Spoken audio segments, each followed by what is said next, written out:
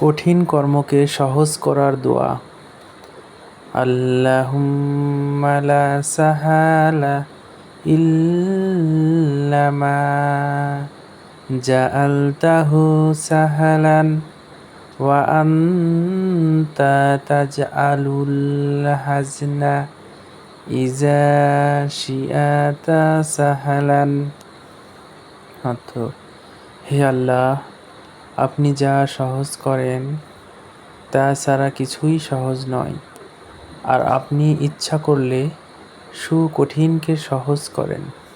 হাদিসটি সহিহ।